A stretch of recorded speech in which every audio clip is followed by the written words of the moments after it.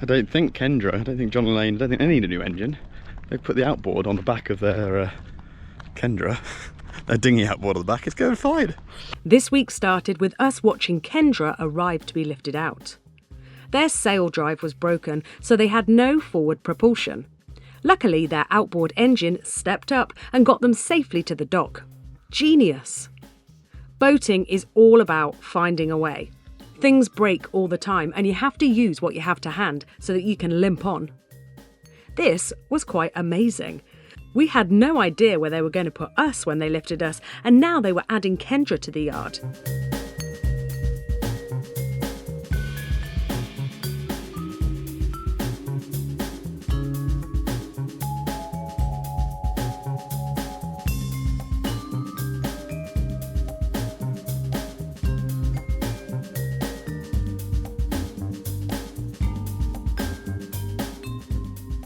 It was tight, but these guys are so skilled.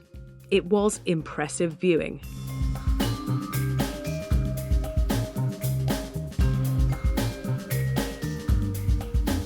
And they were in.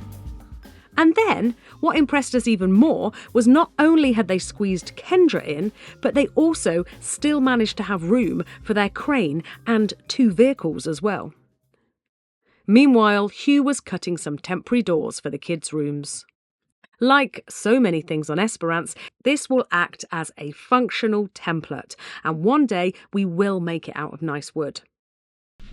This is not for filming, this is completely bodged, not good way of making a door, it's just what I'm dealing with. I don't want anyone to know that I'm doing this terrible door making method.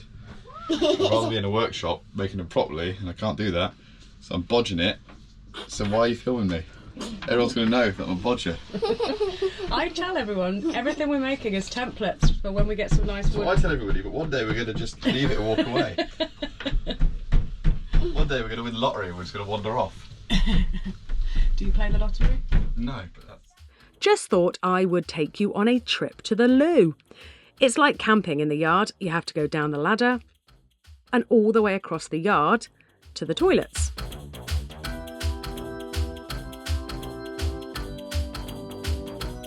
Then, reverse after you're done. It's amazing how quickly it becomes the norm.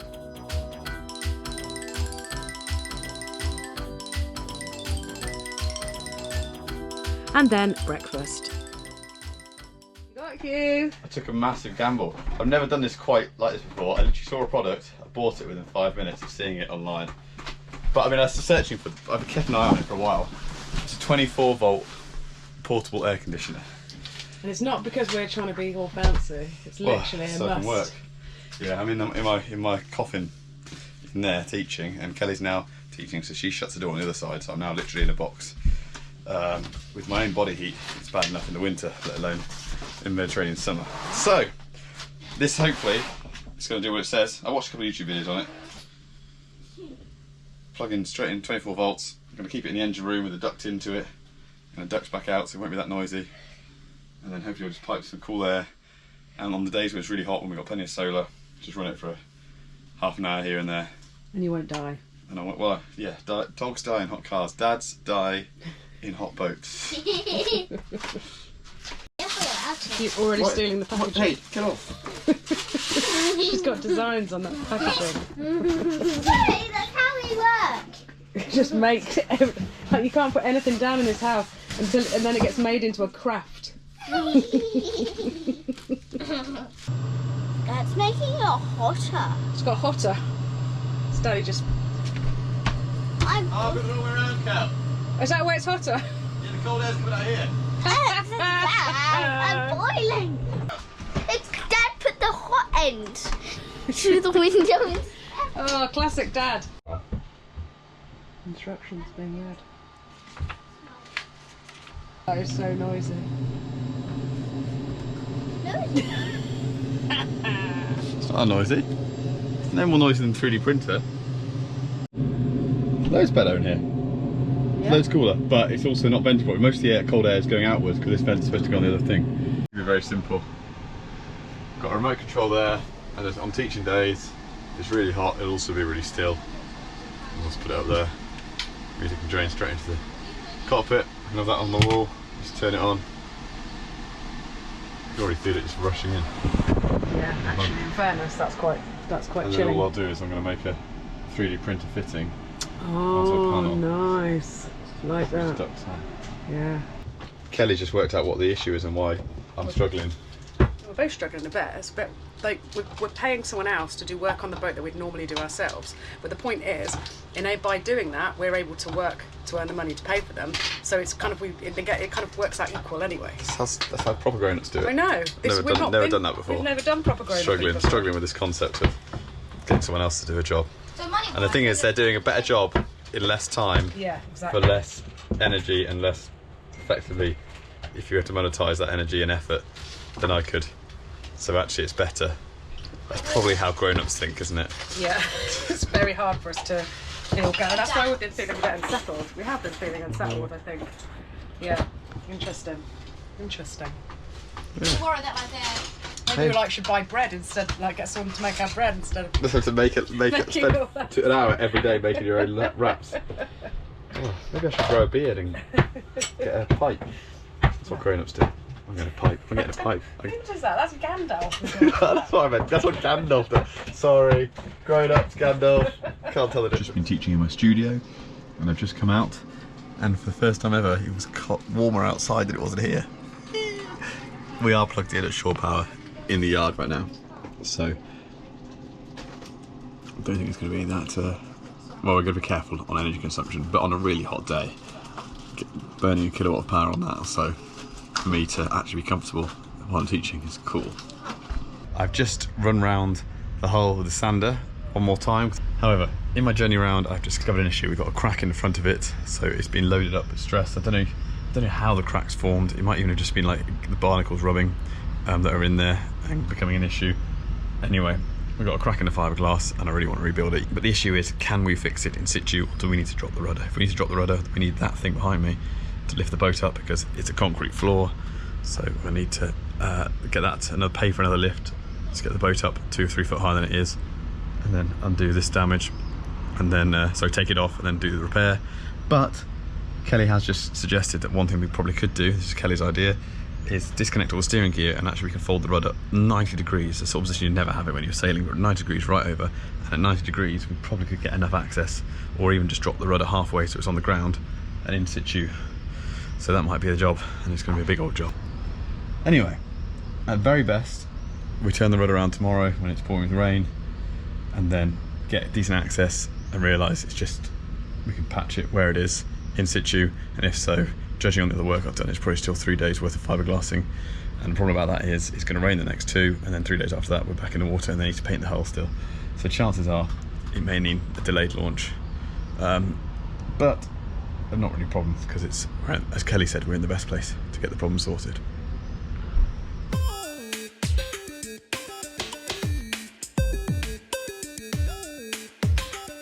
Time to test the theory.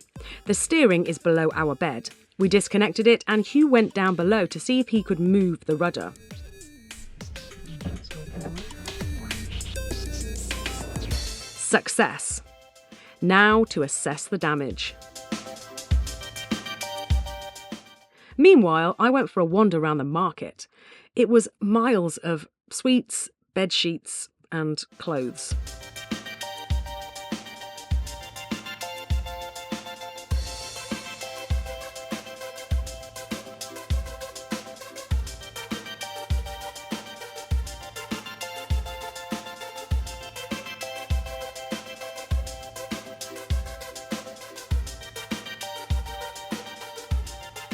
So I've done some consultation with our local naval architect, Chris. He's actually back in England, but did it remotely. Anyway, he's happy that this basically just needs to be patched up, put back together, sealed and painted, and off we go. Basically, his guess is that that is the actual original rudder that was made properly, and then this patch on the back, they probably first put it on Esperance and went, hang on a second, the gap between the rudder and the hull is too much, and they built it up and then put it on again. And I think he's probably right, because it does look like it's before the boat was red, which I think is at least 25 years ago. 20 years, basically, I think it's original. So yeah. Anyway, tidied it up the best I can. Big old gap. and I'm just going to layer it up and build it up again with thickened epoxy and some epoxy mat and that sort of stuff, and leave it stronger than it was before. This guy working on his boat in the rain is so well dressed. Beautiful trainers and designer clothing. Sometimes we can't tell if the people are at work or if they're off to a fancy do. Love the Italians. Just got loads of offcuts, and I've made Darcy a temporary comfy bed. In fairness, it's got a 2-inch layer of the hard stuff and a 2-inch layer of the soft stuff, so it's actually going to be very comfy. Just made out of bits, but I can glue it together and it might work alright, and if not, when we're in Malta next year, we'll... This foam was offcuts given to us by Charlie, another boat that we met in Malta. And as if by magic, Darcy had a bed. Oh. There you go. Boing, boing, boing, boing, boing. Still a couple of bits hanging down. You've got to, that wire's not turned on. Watch out for that. Those pipes are not tucked away properly yet. We'll see. They are not. They are definitely not. A couple of other issues. Right. And then it poured. Hugh and I went for a walk in the rain. We found this really cool wine shop. €1.80 a litre.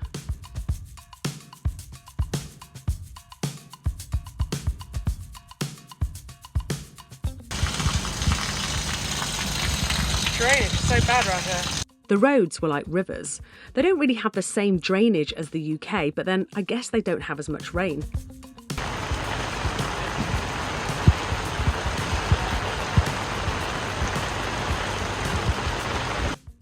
The market carried on regardless, and Hugh got fleeced at the nut store. How much did you get? Just one small bag? Yeah. €13. So we paid... They are amazing. And we paid £2 for the wine. Oh, that's crazy, isn't it? €13 for some nuts. Put it the other way around. Yeah. Darcy was settling into her new room. You lie down, show yourself it's long enough now for you. My feet go into the hole. That's good. That's why we did this, because you're growing big. My feet are in the hole. Cool, excellent, we've got a space you can use. And now all that's there. Just don't look down. That's all the stuff. Don't look down. Don't look Look, down. it looks so pretty. Looks so pretty. Don't look. Oh, so pretty, so pretty. Don't Oh. look down. So Don't pretty, look so down. pretty.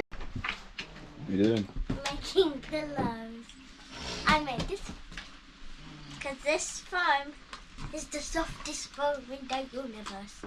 This girl loves to repurpose and is always making stuff. I wonder where she gets that from. Good night. There's so flat. The rain finally stopped and work could continue. The repair was looking good.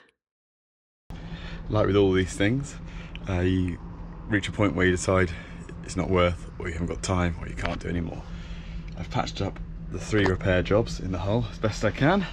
The bow, where we hit a rock, the P-bracket, where we caught a rope, and the unexpected extra repair at the top of the rudder, where it split.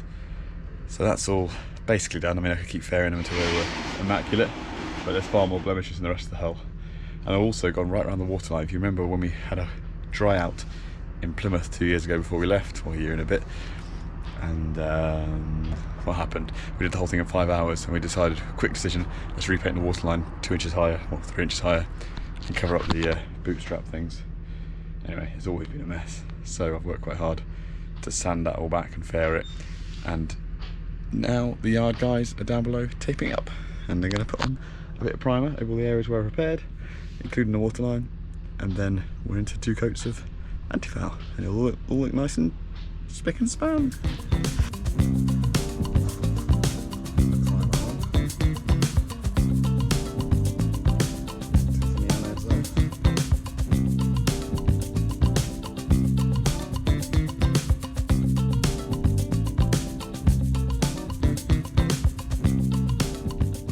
Our part was played, so we spent the afternoon with Kendra and Ragdoll, meeting up on the sofas.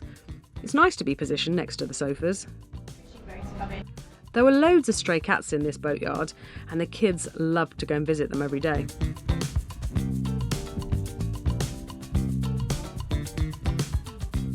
John and Elaine came to advise me on a new fishing rod. I was reassured as this guy was said to be the best fisherman in Italy. But then John said that they all say that.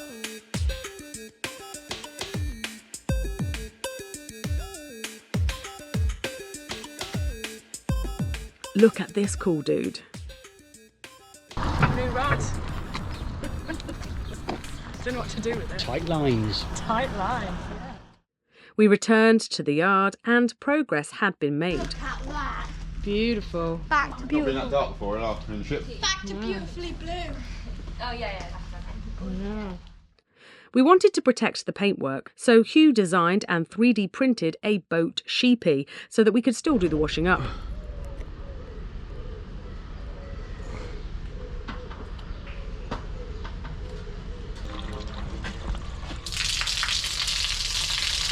Oh.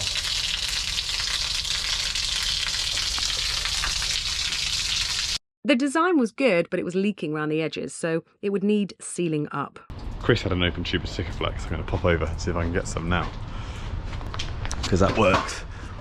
Just need some Sika in there. Oh. With the work complete, we would be launching soon, so I was off to get some supplies with Daria. But where to put it all was the question. Newly painted Esperance. I didn't do these, but who can blame them? How would they get that? But there is a spot they did miss. Just a lighter patch. Still don't know if you can see that, but it's just there. Tilly wasn't impressed with their work. They took all the anodes off. They're going to put that back on soon. I think they could have gotten to here. Like, they could have gotten to there. But anyway, look at that. There's lumpy paint. Funny. This is our mission today, sorting Darcy's room out to make it one beautiful room. And as if by magic.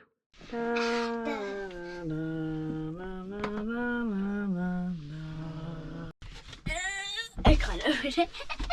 Lovely secret area. We're just showing everyone your secret area. No! And we have wardrobe. I'm going to put a shelf in there eventually. That's looking good. And you've got your own desk. Yeah. Oh, what's in your all your playthings in there? Wait, listen to this.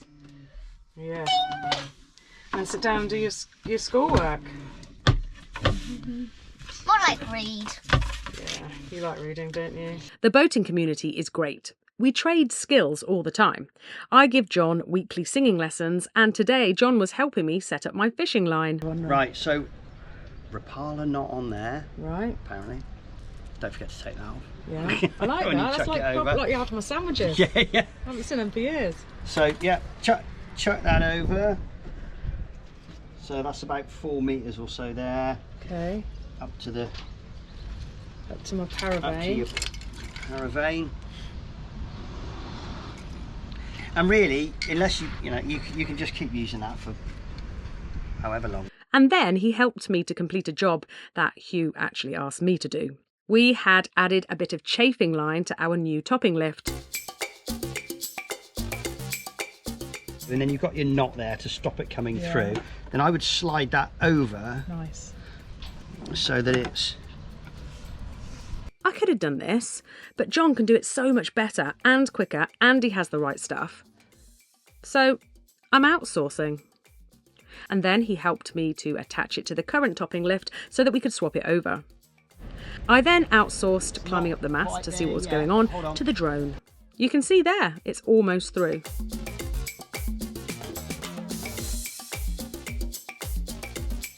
More printing. This was a fix for the barbecue that we bought at a boat jumble back in England, and the bracket was missing. 3 years later, and we've finally got round to fixing it on. This is our very clever propeller, for those who don't remember it. It does this spinny foldy thing, so when we're sailing it goes like that, becomes water dynamic. Anyway, that's a thing that goes on the back, anode, and I'm just cleaning up the threads before we put the new anode on. We went for a wander and a last Italian pizza. We wondered why there were so many people around. Oh, I want to go down there now. No. No, they look like they're in a band. They look like... The restaurant gave us 20 minutes to order and eat before the parade started. Last supper.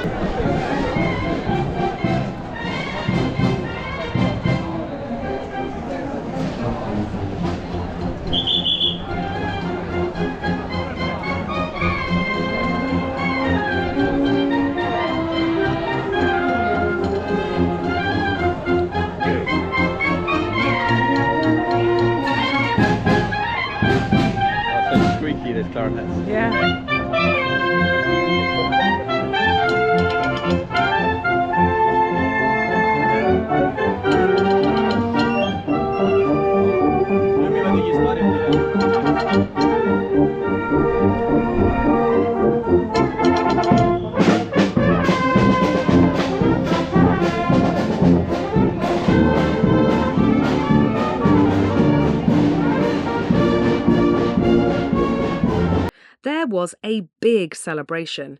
This is all part of the Festa della Madonna di Capocolonia. I don't think I've said that right. But anyway, it's a religious festival honouring the Virgin Mary.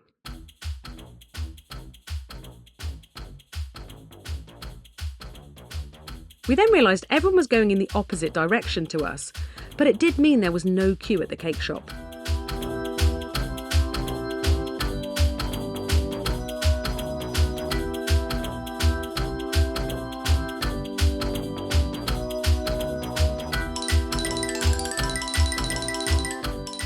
We came out to deserted streets. Spot of Google Translate. As hand by hand, you notice, and the wind blows in your face, breaks out a smile. Beautiful season which is about to end, blows in your heart and brings you love. And then when we got back to the boat, we realised that everyone had been gathering on the beach to see the fireworks. Great view we've got. Amazing view of the fireworks. They're right behind the trees. Can't see a thing. We didn't have a great view from the deck, so we sent up the drone.